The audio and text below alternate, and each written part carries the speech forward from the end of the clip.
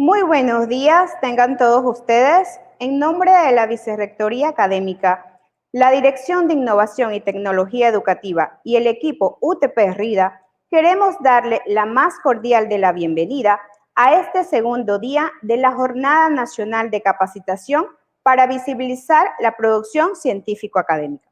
Mi nombre es Dali Saavedra y estaré acompañándoles esta mañana en calidad de moderadora. Hoy vamos a tocar el tema denominado Repositorio Institucional UTP RIDA 2 y su integración con Google Scholar a cargo del licenciado Dani Murillo. El licenciado Murillo es investigador en la Dirección de Innovación y Tecnología Educativa Digitet, posee una licenciatura en Programación y Análisis de Sistemas por la Universidad Tecnológica de Panamá, un posgrado y una maestría en Gerencia Informática con énfasis en Seguridad de la Universidad Latina de Panamá y una maestría en Docencia Superior por la Universidad de Santander. Ha publicado diversos artículos en revistas y congresos relacionados con minería de datos, bibliometría, webometría, visibilidad de las revistas científicas e interoperabilidad entre repositorios. Fue el coordinador del primer catálogo de revistas científicas en Panamá, lanzado en el año 2019. Desde el año 2016 es el coordinador de la unidad UTP RIDA 2, encargados del repositorio institucional, portal de revistas de la Universidad Tecnológica, posicionamiento de las revistas y análisis biométricos de los perfiles de Google Scholar y Scopus de la Universidad Tecnológica. Actualmente colabora con CENACYT y ABC en los proyectos Repositorio Nacional Priscila, análisis bibliométrico de los perfiles de Google Scholar de instituciones de investigación en Panamá y en el Directorio de Investigadores de Panamá y su integración con ORCID. Queremos informarles que al final de la presentación del licenciado Murillo vamos a tener un periodo de preguntas y respuestas. Les invitamos a ir anotándolas en la sección de chat para ser contestadas al final de la presentación. Sin más por el momento, le damos nuevamente la cordial bienvenida a todos los presentes y le concedemos la palabra al licenciado Dani Murillo. Muy buenos días a todos. Hoy el segundo día de la Jornada Nacional de Capacitación. Queremos hablarle un poco sobre el proyecto de repositorio institucional y también hacer un hilo conductor sobre la presentación vista la semana pasada sobre la integración de Google Scholar. Estos son algunos de los temas que vamos a tratar. El objetivo de esto es obviamente ver el tema de repositorio, pero también ver la génesis de dónde vienen los repositorios, hacia dónde van los repositorios, cuál es la visión a nivel nacional y cuál es el objetivo que cumple Google Scholar en base a esta plataforma. Quiero empezar la presentación con una introducción que trata de mencionar un poco sobre la necesidad de la difusión de los contenidos. El quehacer educativo de nuestra universidad surge gran cantidad de documentos, experiencias, iniciativas, investigaciones que muchas veces necesitamos de alguna forma de compartirla a través de plataformas tecnológicas. La visión del doctor Wolski Richardson en el año 2012 mencionaba que se espera que las instituciones académicas y de investigación permitan difundir y preservar esta información enmarcados en promover la ciencia, principalmente con el objetivo de que se diera a conocer el quehacer de la investigación de las instituciones académicas a nivel mundial. Pero cuando analizamos lo que decía el doctor, vamos a ver qué se refiere a la ciencia. La ciencia se puede definir de diferentes formas. Son sistemas ordenados de conocimientos que basados en contenidos de investigación permite interpretar algún fenómeno que al final genera un resultado. Son conocimientos obtenidos mediante diferentes metodologías, los cuales permiten, a través de resultados de investigación, plasmar las evidencias de lo que se ha logrado. También son un conjunto de conocimientos sistemáticos sobre algún tema en particular que permite que estos fenómenos puedan ser, a través de los resultados, replicados. Viendo la ciencia de esta forma, podemos decir que, bueno, la ciencia es un conocimiento global y eso es positivo. Sin embargo, hay una parte de la ciencia que tal vez nosotros conocemos, que nosotros vivimos, pero no la hemos, digamos, evaluado como otras instituciones. Y es el tema de la ciencia como negocio. Cuando nosotros creamos una publicación, los resultados de investigación se plasman principalmente por medio de los artículos. Los artículos son enviados a las revistas científicas para su evaluación. Estas evaluaciones se realizan a través de lo que son revisión por pares. Y luego de todo este proceso, que previo a eso conlleva tal vez meses y tal vez años para lograr los resultados de investigación, entonces viene un elemento interesante. Para publicar esta publicación, valga la redundancia, en una de estas revistas de alto impacto, entonces yo debo pagar por publicar lo que se conoce como APC o Article Processing Charge o cargo de publicación. Y esta ruta de publicación para pagar se conoce como la ruta roja y es algo que se viene realizando desde el año 1923.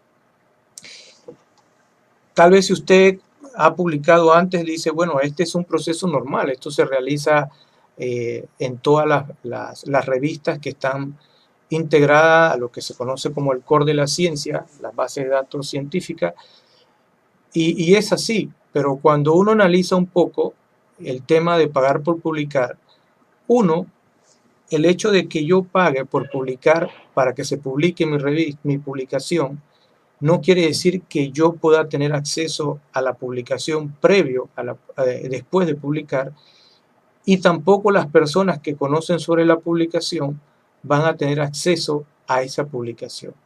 ¿Qué quiere decir esto?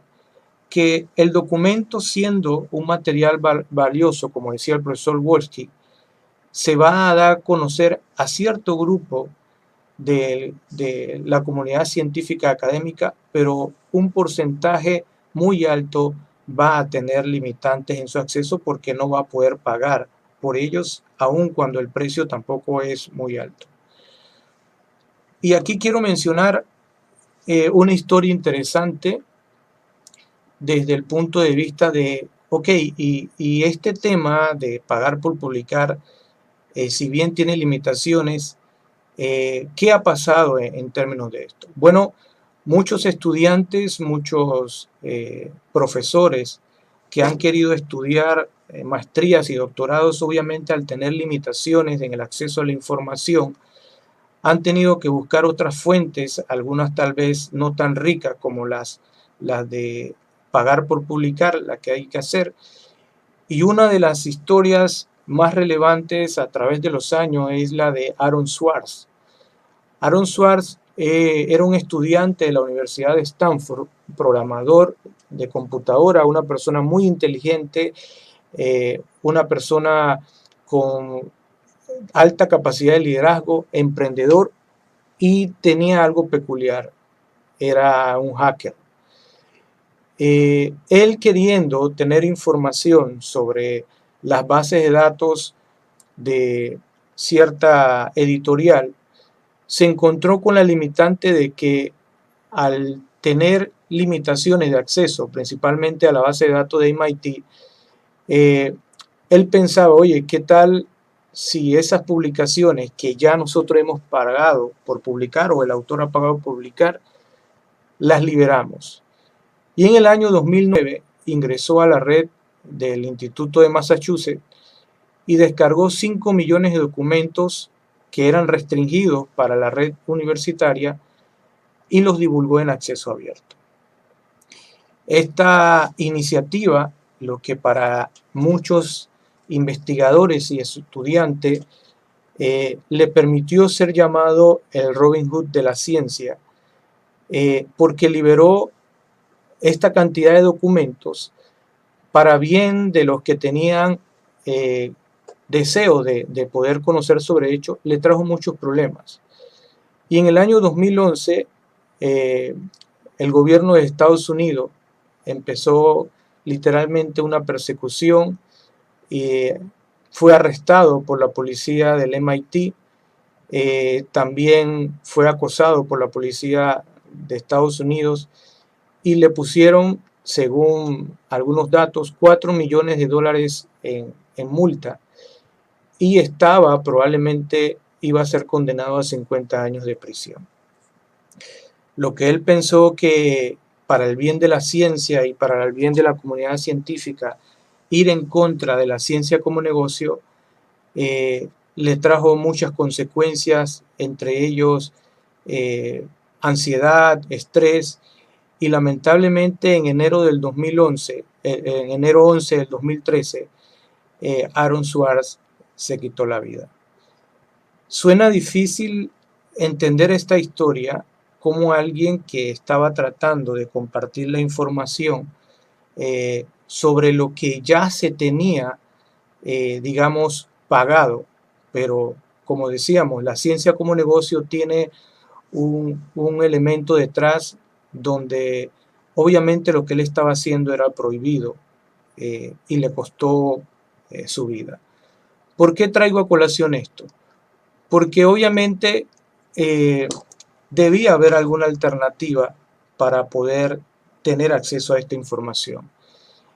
En el año 2002 se reúne en Budapest, Hungría, un grupo de investigadores, científicos, en lo llamado Open Society Institute, con la idea de querer plasmar una iniciativa que permitiera tener acceso a ciertas publicaciones.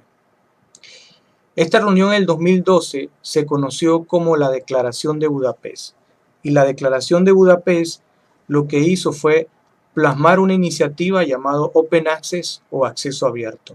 Y el acceso abierto no es más que la literatura científica esté libre en Internet, permitiendo que cualquiera pueda hacer uso de esa información a través de lectura, descarga, copia, impresión, distribuirla, y cualquier elemento que ninguna restricción legal, ni física, ni digital, ni financiera, limitara el acceso a esta información. La Declaración de Budapest trajo además un elemento interesante, y es que, vamos a promover el acceso abierto. ¿Cómo promovemos el acceso abierto? ¿A través de qué? Existen lo que se conocen como 3 rutas de publicación, por decirlo de esta forma. La ruta roja, como mencionaba, es la ruta donde se debe pagar por publicar, y en algunos casos se debe pagar por tener acceso. Y la Declaración de Budapest en el 2002 promueve 2 rutas de acceso abierto. Uno, la ruta dorada, que es publicar en revistas de acceso abierto y que se divulguen a través de portales de revistas sin restricción de acceso.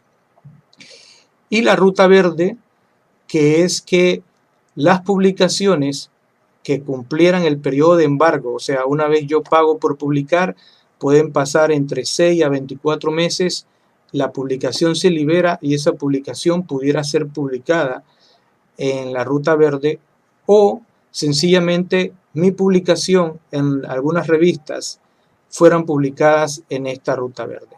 ¿Qué es la ruta verde? La ruta a través de los repositorios institucionales. La ruta dorada, muy por encimita, como mencioné, es una ruta que cumple todos los estándares para evaluar las publicaciones. Se hace un proceso de revisión, se hace un proceso de envío, se hacen modificaciones a la publicación, y una vez aprobada la publicación entonces se divulga a través de portales de revistas de acceso abierto para que todo el mundo pueda ser consultado. Y la ruta verde, que es la ruta que nos atañe, es a través de los repositorios institucionales. Pero, ¿qué es un repositorio?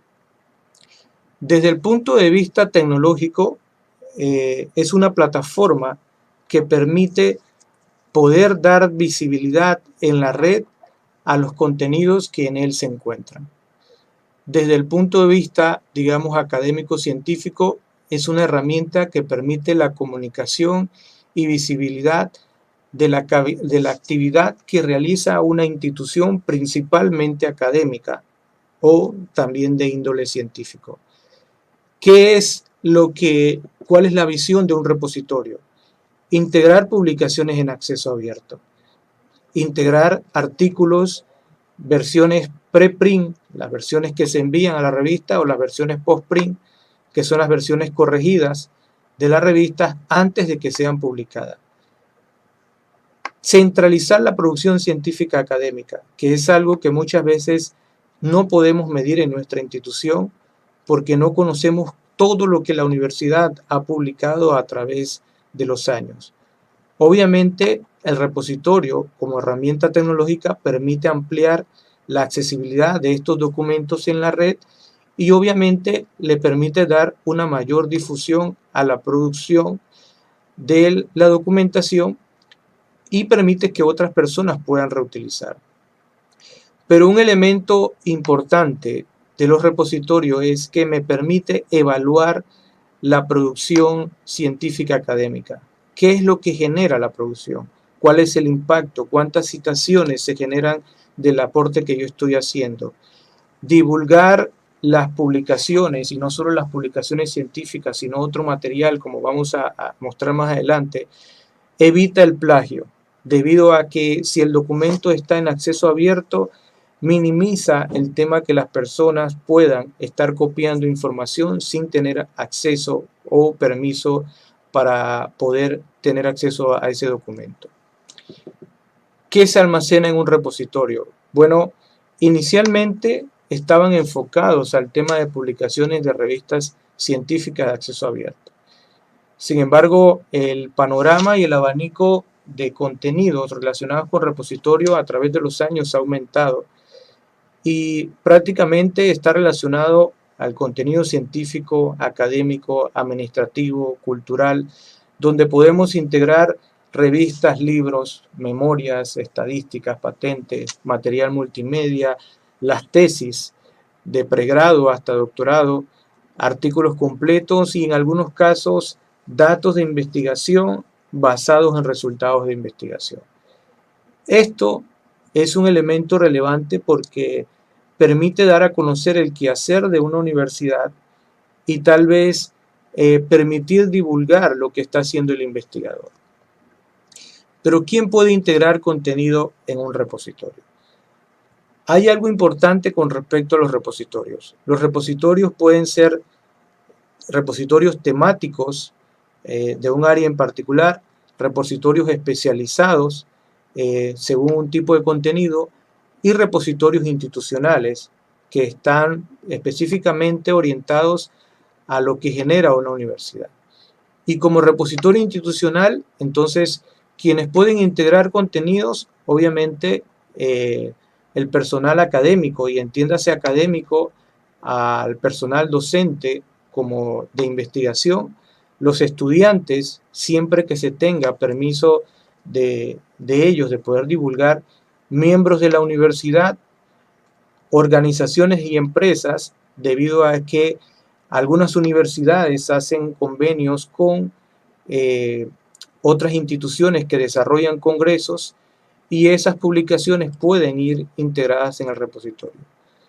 También la sociedad puede compartir información que genera desde ámbitos académicos dentro del repositorio siempre que exista un acuerdo entre el autor y la institución. ¿Cuáles son los beneficios para este grupo de personas dentro del repositorio? No los voy a mencionar todos, tal vez uno o dos por cada uno, pero para el estudiante acceso abierto a los trabajos realizados por docentes académicos y también por sus compañeros.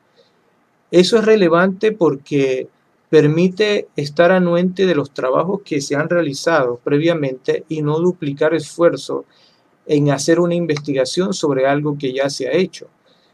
Y obviamente también para el estudiante, una vez termine su grado académico, si realiza tesis, entonces poder divulgar ese trabajo de investigación y ver cuál es el impacto que genera esto. Para el académico, divulgar en acceso abierto los resultados que realiza y evidenciar el trabajo que estos realizan a través de su carrera de investigación y académica. Para la universidad es relevante el beneficio de difundir tanto a nivel internacional, a nivel nacional como internacional, lo que realiza cada uno de sus miembros, porque esto permite aumentar el nivel de visibilidad a través de los trabajos de cada uno de los autores. Además, los repositorios están interrelacionados principalmente con las bibliotecas, que en su quehacer de divulgar el conocimiento se están volcando a generar plataformas tecnológicas como los repositorios para que las personas que tengan acceso a Internet puedan poder tener acceso a todo este sinnúmero de información a través del repositorio y obviamente hacia la plataforma de biblioteca. Para la sociedad, bueno, la universidad a veces no comunica lo que hace.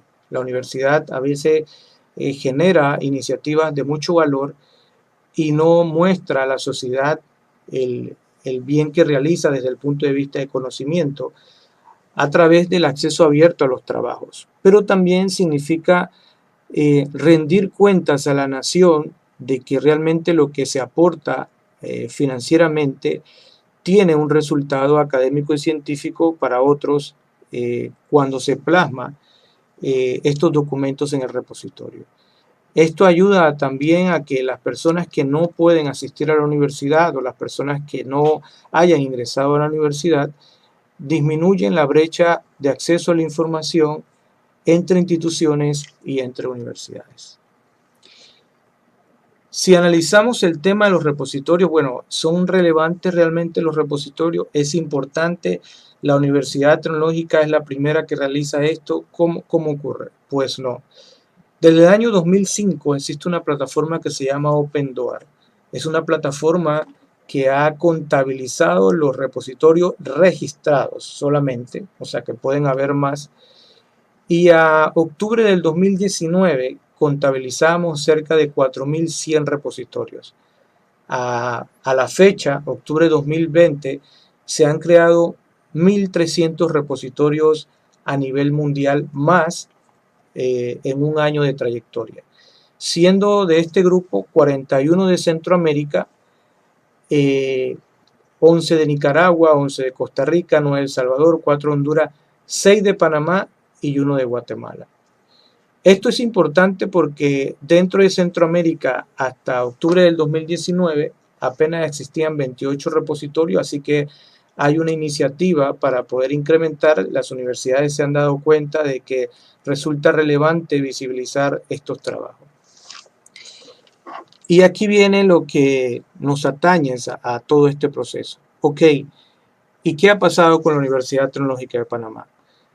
La Universidad Tecnológica de Panamá, viendo y analizando y estudiando la importancia de esto, en el año 2016 crea el proyecto UTP-RIDA, Repositorio Institucional de Documentos Digitales de Acceso Abierto, que a través de la integración de varias plataformas inició con el objetivo de divulgar en acceso abierto, centralizar la producción de la universidad, visibilizar las publicaciones y obviamente medir el impacto. Así que yo les voy a compartir el repositorio para luego entrar en el tema de Google Scholar. Ok, si me esperan un momento, vamos a compartir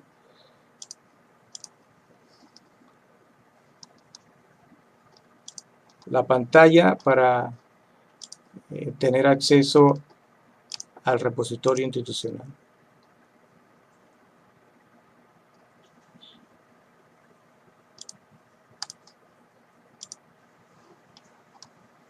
¿Ok? Si me indican si se visualiza la pantalla.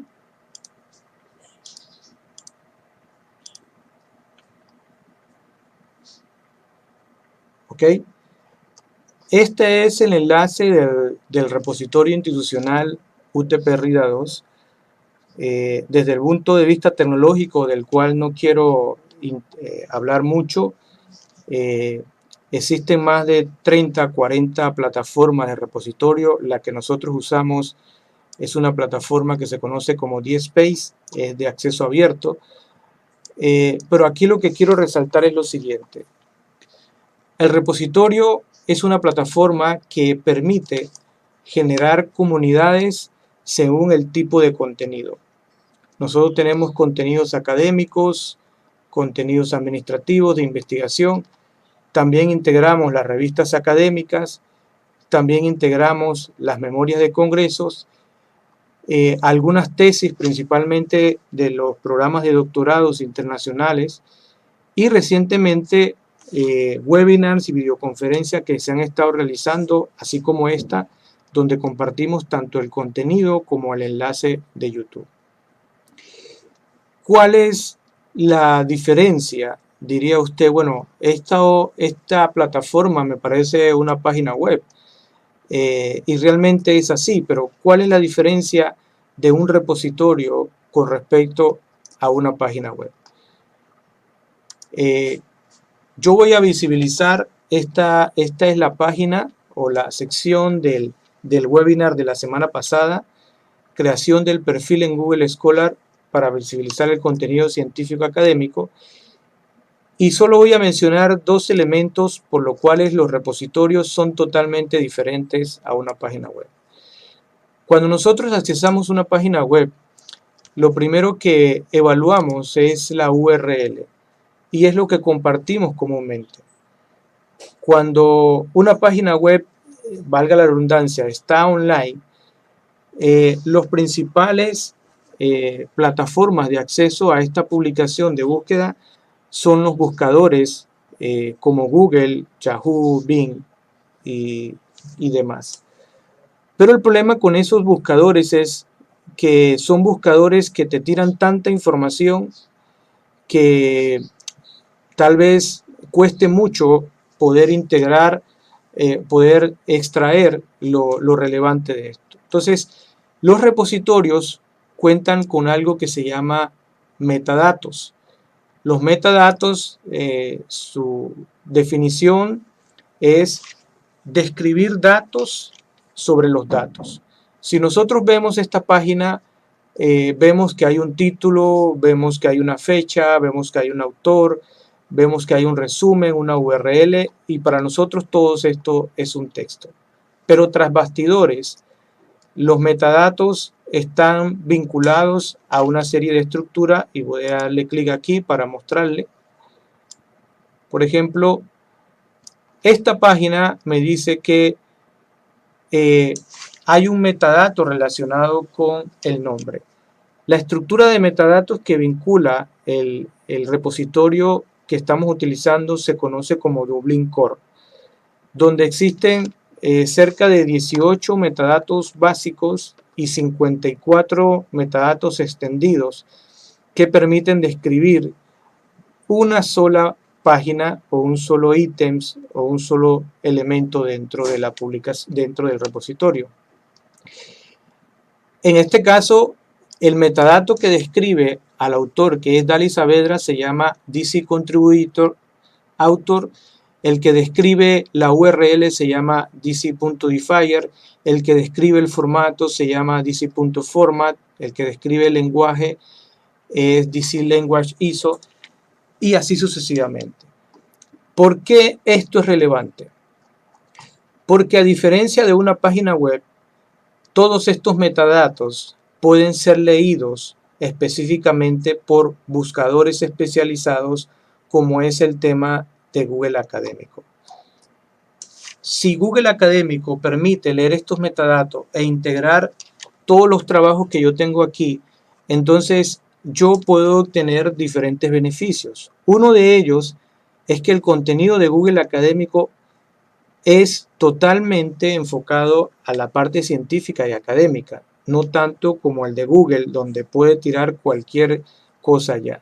Lo otro es que si Google Académico permite integrar estas publicaciones que nosotros tenemos, entonces es posible de alguna forma medir el trabajo que realiza cada investigador que tenga integrados sus publicaciones dentro del repositorio. Y es lo que vamos a ver.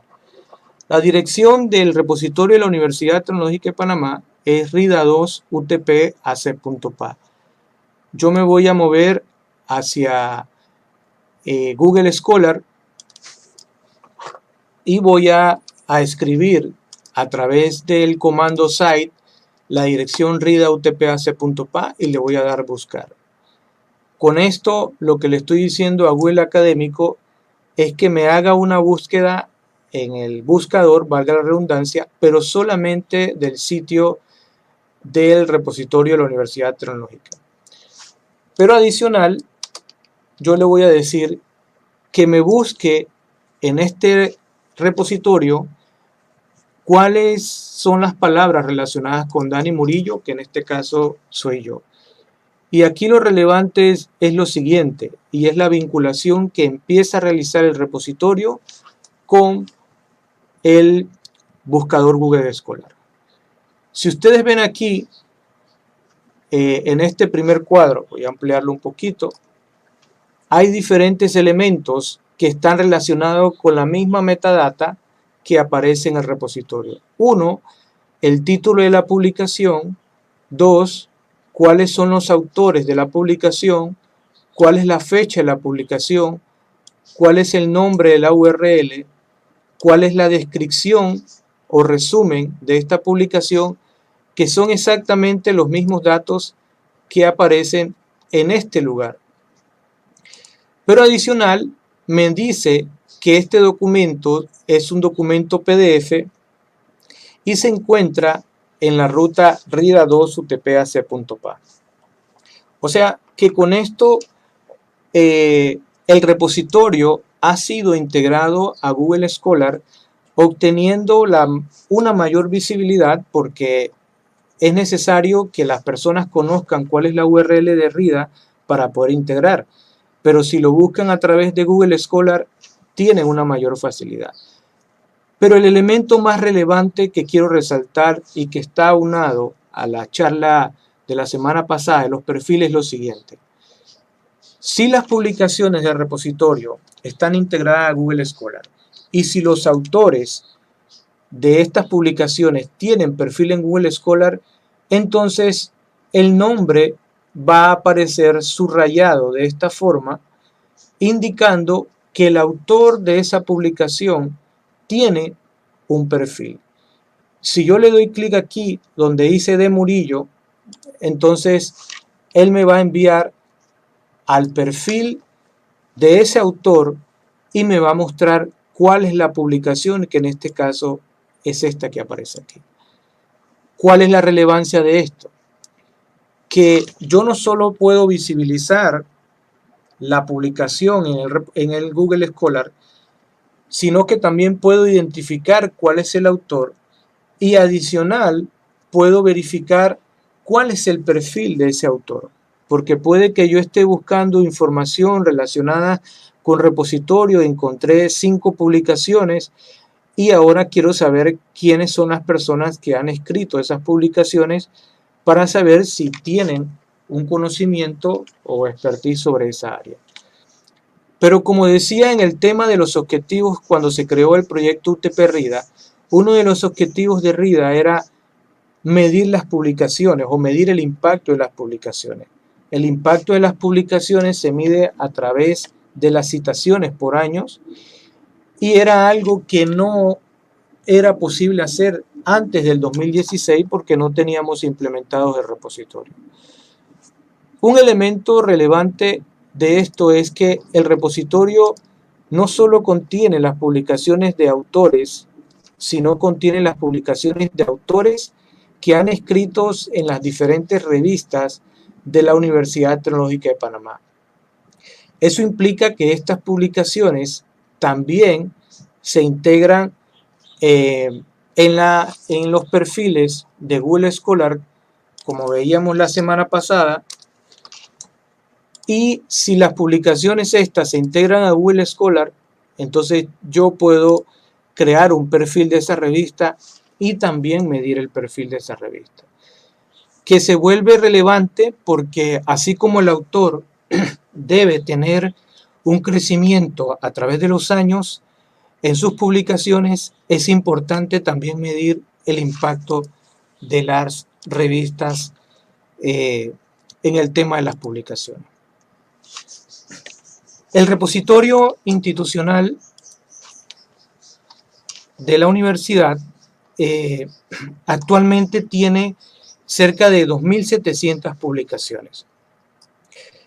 Y otro componente relevante de un repositorio que no tiene una página web es lo siguiente. Voy a volver a la presentación para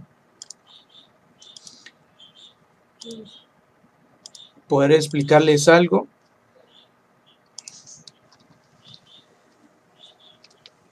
Como habíamos hablado, el tema de los metadatos es una de las características del repositorio, y el otro es algo que se conoce como interoperabilidad. Desde un punto de vista no técnico, la interoperabilidad está relacionada con que cualquier otro repositorio puede tener acceso a mis documentos y llevárselos, específicamente la data, sin tener que yo darle permiso para ello, porque el repositorio es de acceso abierto. ¿Cuál es la ventaja de que una plataforma como el repositorio sea interoperable? Que yo puedo integrar los metadatos a través de la interoperabilidad en diferentes plataformas, como es el caso de Google Scholar y como es el caso de otras plataformas en que está el repositorio nuestro, como OpenAIRE, OpenDoor, Core, Base, repositorio latinoamericano, repositorio centroamericano, Base, que es una biblioteca de la Universidad de Banfield. ¿Y por qué es relevante esto? Porque si evaluamos nuevamente, el objetivo del repositorio es mejorar la visibilidad y alcance de la producción científica institucional. Eso quiere decir que yo no me puedo quedar solamente en que el repositorio sea una plataforma tecnológica, sino permitir a través de la interoperabilidad y a través de la estructura de metadatos que mi contenido institucional pueda verse en diferentes plataformas que actualmente mostramos, y principalmente en el tema de Google Académico. Ahora, ¿por qué hacemos tanta relevancia en el tema de Google Académico? Bueno, según fuentes de medición, existen dos plataformas llamadas el core de la ciencia, que son Scopus y WebOScience. Estas dos plataformas tienen restricciones por la cantidad de revistas que hay, según la calidad, y obviamente las publicaciones que se encuentran en estas plataformas deben pasar por un proceso de revisión por pares para poder integrarse. En el caso de Google Scholar hay otro elemento de resaltar. El número de documentos que tiene Google Scholar integrado son alrededor de 24 millones, y eso que solo hemos contabilizado 2 dominios, que son el .com y el .es. Pero la relevancia no solamente está en el número de documentos, sino que si su publicación está en Scopus o WebOScience, el impacto de la publicación a través de las citas solo se mide si esa publicación tiene citaciones de otra publicación que está en la misma base de datos Scopus o WebOScience. Quiere decir que si usted tiene una publicación en Scopus y usted tiene una publicación en una revista nuestra como I+D y tiene una citación, esa citación de la revista I+D no se toma en cuenta, porque I+D no está en Scopus ni tampoco está en WebOScience. Entonces, esta gráfica que vemos aquí arriba es una comparación que trata de demostrar a través de un estudio de cerca de 2.448 publicaciones cuál es el sesgo que existe entre el número de citaciones de las diferentes plataformas. Y lo que vemos en celeste es que de este grupo de publicaciones, el 36.9% de las citaciones no son tomadas en cuenta, ni por Scopus ni por Web of Science. Y eso para nosotros es importante. ¿Por qué? Porque cuando hablamos de la medición de la ciencia, no puedo decir que voy a medir la ciencia o el impacto de mi publicación solamente por dos plataformas. Tengo que intentar medirlo a través de todas las plataformas que existen. Por otro lado, es relevante mencionar que la mayoría de las publicaciones de Scopus y Web of Science, estamos hablando que Scopus tiene apenas 5% de sus revistas en acceso abierto. Según un estudio realizado en el año 2009 al 2015, se pudo comprobar que las publicaciones que estaban en acceso abierto en la ruta híbrida y la ruta verde repositorios incrementaban aproximadamente en 0.18 el número de citaciones de una publicación. Quiere decir que su publicación está en acceso abierto y está en un repositorio, usted tiene más probabilidades de que su documento sea citado. Y eso también es medir el impacto de la investigación a nivel, digamos, de todas las fuentes. Por otro lado, cuando nosotros hicimos un estudio de las publicaciones de la Universidad Tecnológica de Panamá que estaban en Scopus y sus citaciones y las que estaban en Google Scholar, vemos que hay una diferencia negativa entre lo que mide la ciencia, que es Scopus, y lo que realmente existe a nivel de todas las plataformas. Por ejemplo, el primer artículo, Elastic and Inelastic Seismic Response, en Scopus tenía 101 citaciones, pero en Google Scholar aparecía con 143. Esas 42 citaciones que no se tomaban en cuenta corresponde a lo que le había hablado anteriormente. Son publicaciones que vienen de congresos, que vienen de revistas, que vienen de artículos publicados, que no están en Scopus, pero siguen siendo citaciones y por lo tanto se deben tomar en cuenta. La diferencia prácticamente en todas las publicaciones, solo tomamos 30 publicaciones de las 245 de la universidad, pero estas 30 publicaciones restaban 360 citas del impacto que ha obtenido los trabajos de investigación. Y de allí la importancia de que los repositorios estén integrados a Google Scholar y de que en Google Scholar existan los perfiles de los investigadores para poder tener una idea más clara del impacto que arroja los trabajos de investigación científico-académico. Ahora, ¿existen iniciativas, leyes a nivel institucional que promuevan el acceso abierto y el uso de repositorio? La respuesta es no. ¿Existen iniciativas a nivel nacional que promuevan políticas de acceso abierto y repositorio?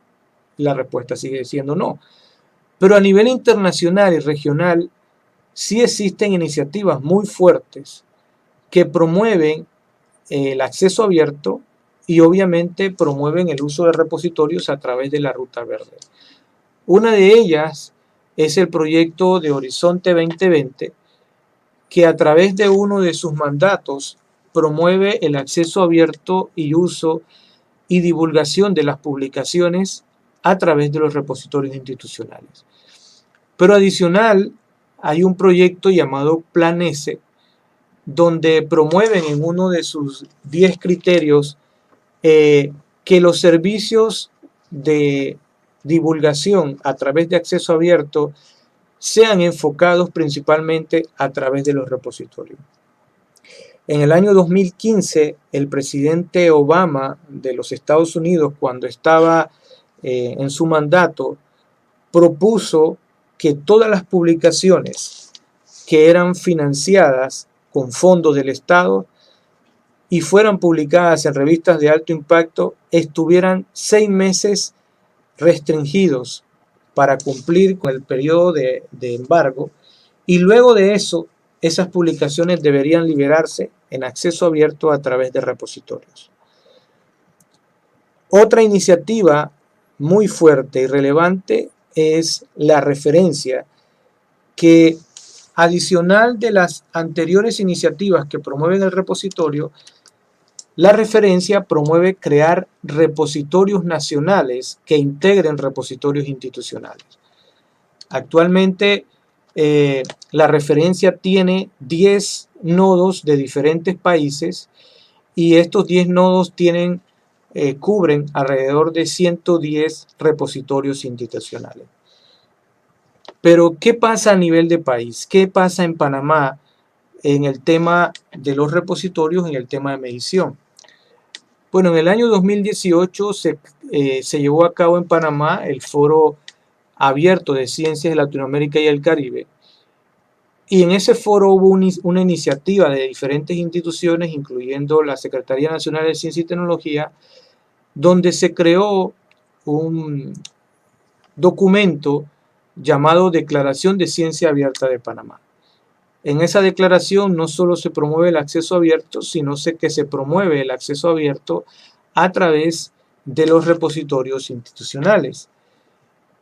En el año 2018, la Secretaría Nacional de Ciencia y Tecnología crea el Foro de Repositorios, una iniciativa liderizada por la unidad de ABC de la CENACID, para empezar a dar a conocer cómo implementar un repositorio y la importancia del repositorio. En el año 2019 se hace un taller de ciencia abierta en el cual participamos como oyentes y también como expositores, el equipo de RIDA, para poder orientar un poco a diferentes universidades a través de la CENACID sobre la importancia de los repositorios.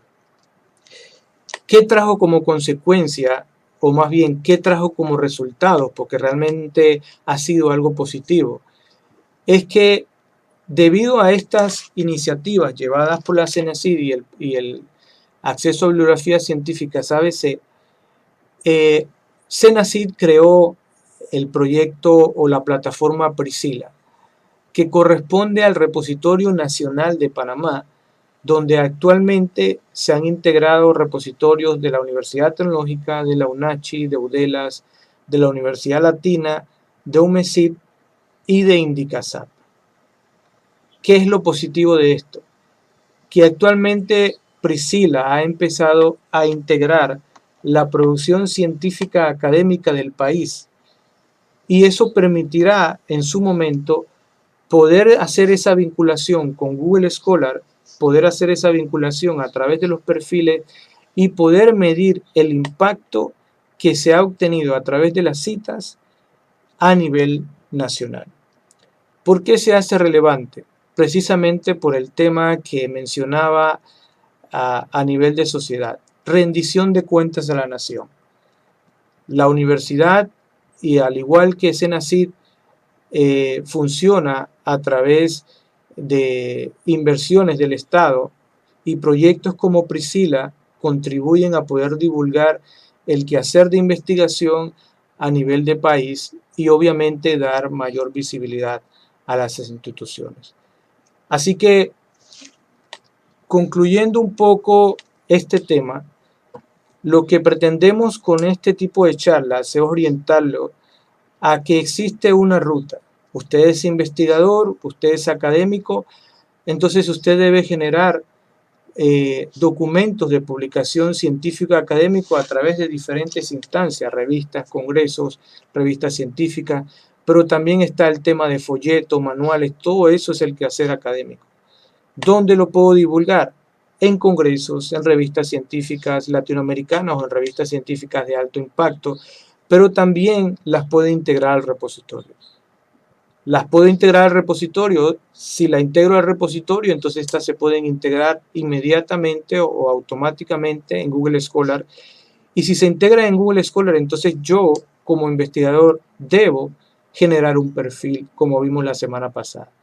Si genero un perfil, entonces no solo divulgo lo que hago como autor, sino también puedo medir lo que está causando elementos positivos como resultado de mi investigación, y a nivel de institución, la institución va a poder medir el impacto que tienen estas publicaciones, que es algo de lo que se verá el día viernes, de cómo medir el impacto de las publicaciones a través de una herramienta.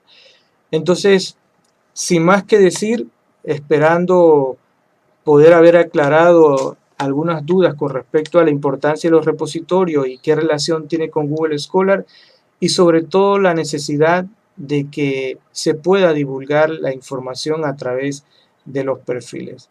A bien agradeciendo su asistencia, y también al equipo de ABC de la CENACYT, que nos ha permitido divulgar esta información, dando a conocer que en algún momento este proyecto va a ser lanzado, y se hace relevante de que usted participe en el repositorio UTP-RIDA, porque el repositorio va a ser integrado al repositorio Priscilla, y en algún momento el repositorio Priscilla será integrado a los nodos nacionales de la referencia, donde nos va a dar todavía más visibilidad de la que hemos obtenido. Así que de antemano, muchas gracias, y abrimos el periodo de preguntas y respuestas.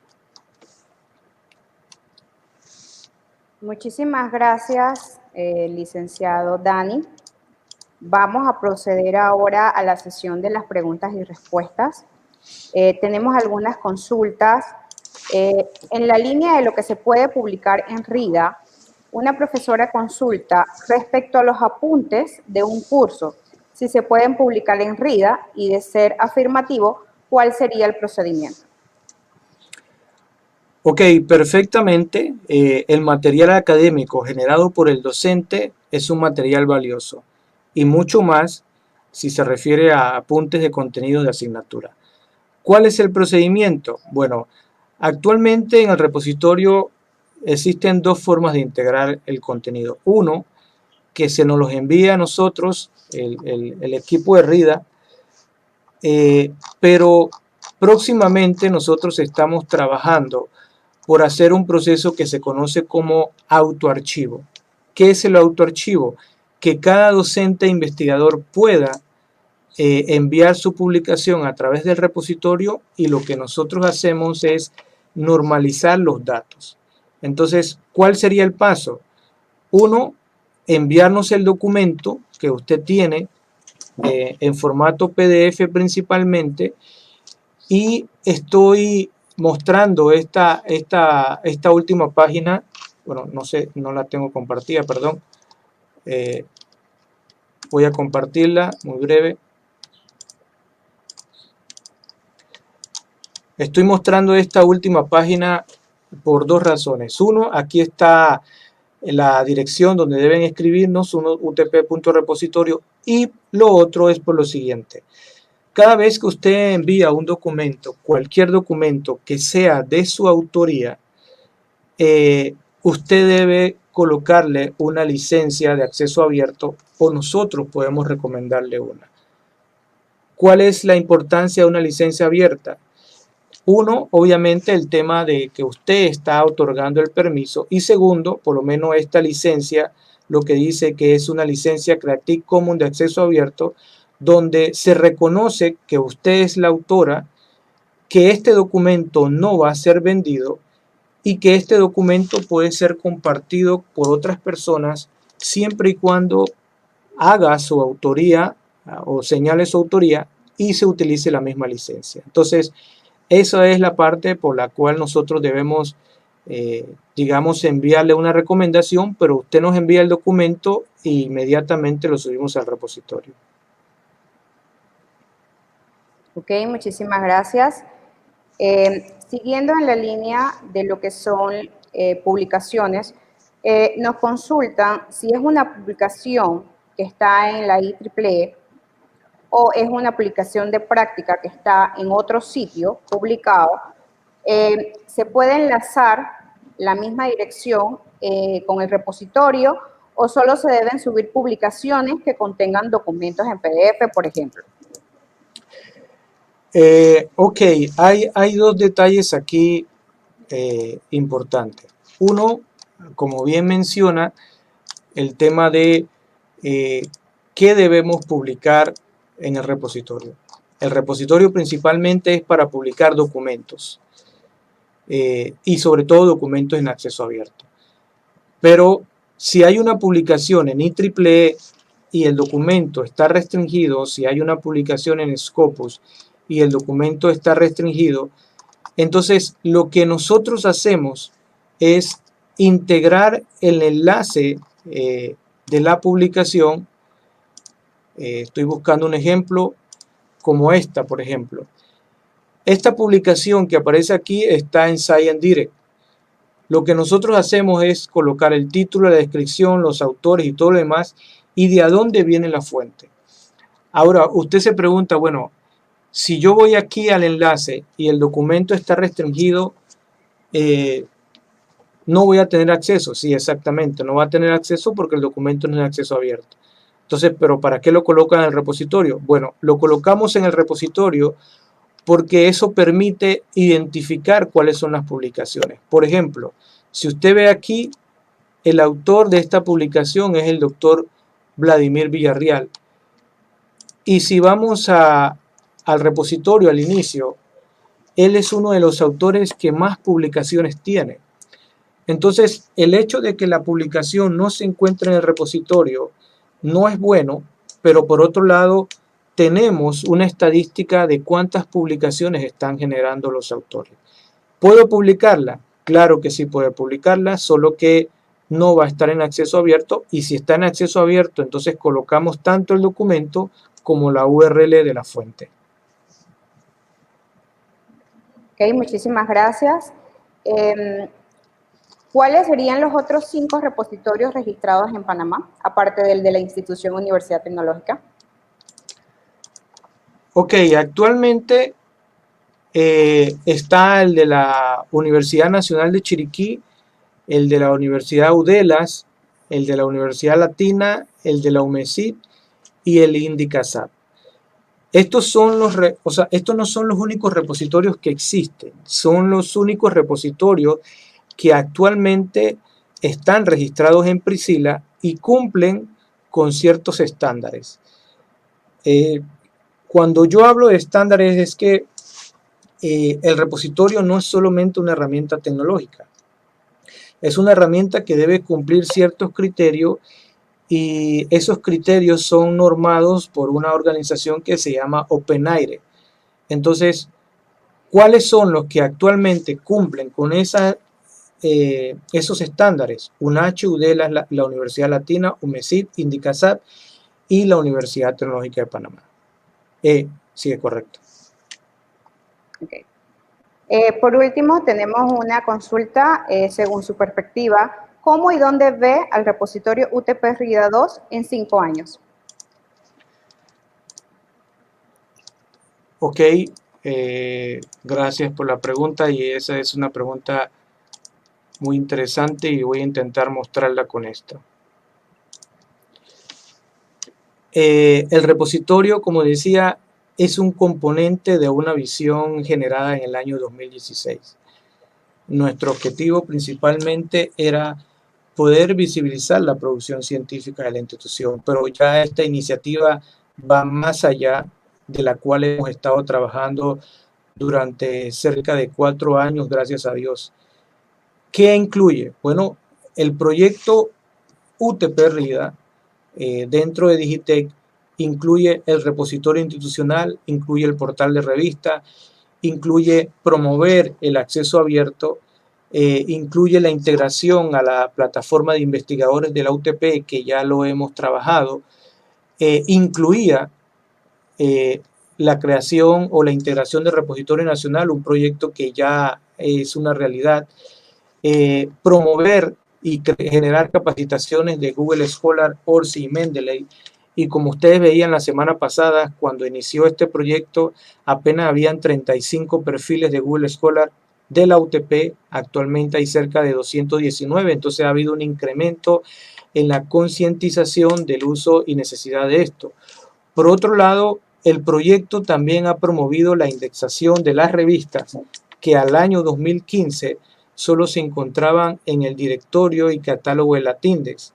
Actualmente hay algunas revistas nuestras que se encuentran en más de 20 bases de datos a nivel latinoamericano y a nivel regional. Y otro elemento interesante es que esta experiencia nos ha permitido poder integrarnos al equipo de biblioteca, donde se está haciendo un trabajo de integración entre el sistema de biblioteca llamado COA, el repositorio institucional y el portal de revista. Pero la iniciativa siempre buscó medir lo que nosotros estamos haciendo. Así que hay un proyecto llamado Observatorio Bibliométrico que lo hemos estado trabajando, como quien dice, a cuentagotas, a través de informes de revistas, a través de informes de Scopus y a través de informes de Web of Science, lo que ha permitido poder conocer hacia dónde va la institución, hacia dónde podemos ir nosotros y obviamente afectar indicadores del ranking universitario. ¿Dónde nos vemos en 5 años? Bueno, yo creo que no es perenne el tema repositorio, lo que sí es relevante es poder medir y entender por qué se mueven los indicadores dentro del ámbito científico y académico y cómo generar un impacto en cada uno de ellos. Creo que poco a poco lo hemos ido entendiendo, así que la visión nuestra es que el proyecto RIDA en algún momento se convierta en el observatorio bibliométrico no solo institucional, sino tener uno a nivel nacional. Y es una iniciativa que hemos estado compartiendo en algunos compañeros del Sistema Nacional de Investigación, como el doctor Omar López, en la CENACID, el coordinador de ABC, Robinson Zapata, quien a bien hemos compartido una visión global. Entonces, a 5 años, más o menos es lo que esperamos, si Dios así lo permite. Obviamente esto conlleva más recursos económicos, financieros y también humanos, pero yo creo que hemos podido identificar muchas cosas por la cual en 5 años podemos avanzar mucho. Muchísimas gracias. Consulta si los documentos se someten a procesos de antiplagio. Bueno, el repositorio no es una plataforma de evaluación del contenido. Si usted publica en una revista o en un congreso y quiere integrar ese documento al repositorio, usted bien lo puede hacer.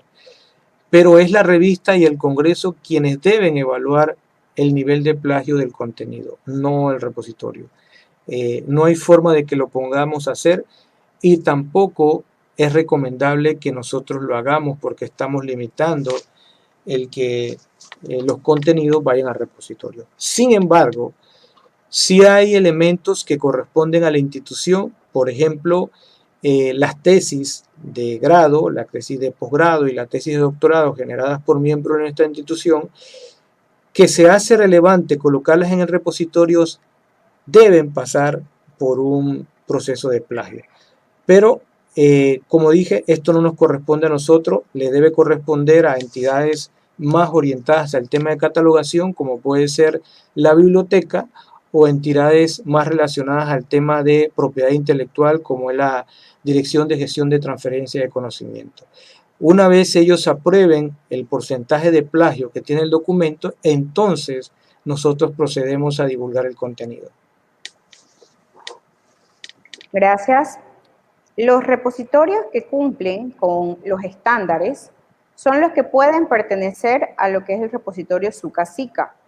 ¿Cuál sería la misión de los repositorios que no cumplen con los mencionados estándares y cuáles son esos exactamente estándares a los que usted se está refiriendo? Ok, vamos por parte. Ok, el repositorio del cual estamos hablando, de cumplir con los estándares, y los estándares son importantes por el tema de lo siguiente. El repositorio Priscilla, que es el repositorio de la Secretaría Nacional de Ciencia y Tecnología, cosecha, que es el proceso que se hace donde se transfiere la data al repositorio. ¿Qué ocurre? Por ejemplo, como veíamos anteriormente, el nombre que se utiliza para el autor es DC, el metadato dc.contributor.author. Ese metadato debe ser el mismo que utilicen todos los repositorios. Si no, cuando todos los repositorios se integren, entonces los nombres de los autores no se van a vincular uno con otro. Y por eso el repositorio Priscilla debe cumplir con esos estándares a nivel de OpenAIRE. Entonces, ¿quién rige la información? Voy a buscarlo aquí, muy breve, voy a compartir la página. En el tema del repositorio centroamericano, el repositorio centroamericano, si bien es una iniciativa para vincular los repositorios, hasta donde yo entiendo, no tiene una normativa de estándares, sino que si el repositorio permite cosecharse, sencillamente se cosecha y ya, así de sencillo. O sea, usted en el repositorio centroamericano, si tiene un repositorio y pertenece a Centroamérica y al SUCA, entonces el repositorio se cosecha. En el caso de Priscilla, no es solamente tener el repositorio, permitir que se cosecha, sino permitir los estándares. Ok, aquí les estoy mostrando una página. Esta es una página que dice directrices de OpenAIRE. Las directrices que actualmente estamos utilizando para repositorio están basados en la versión 3 de OpenAIRE. ¿Cuáles son los estándares básicos? Que el documento o el ítem del repositorio tenga un título, tenga un creador, tenga un identificador del proyecto, un nivel de acceso, fecha de finalización, descripción, editor, tipo de publicación y estos 23. Estos son los 23 básicos. ¿Cómo? Tal vez usted se pregunte, bueno, ¿y cómo sabe que eso el repositorio los cumple? Bueno, el repositorio Priscilla tiene una plataforma de evaluación donde te indica cuáles son los documentos que cumplen con esos estándares y cuáles no. Y los que no cumplen, entonces hay que normalizarlo porque si no el repositorio no se cosecha.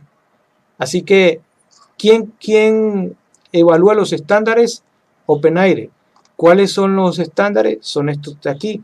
Pero a la hora de cosecha es la organización la que dice si es necesario cumplirlos todos o cumplirlos algunos. Muchísimas gracias, licenciado Dani. No tenemos más consulta. Queremos agradecerle mucho su participación. Un tema muy interesante, muy valioso. A todos ustedes, los presentes, queremos también agradecerles por su participación este día y también queremos invitarles a nuestro último día de la jornada, que va a ser el día viernes 30 a las 10:30 de la mañana por este mismo canal. Ese día vamos a estar viendo el tema herramientas para medir el impacto de las publicaciones en perfiles de Google Scholar. Va a estar a cargo de la ingeniera Madeleine Fernández. Sin más, que todos tengan excelente día y nos vemos pronto.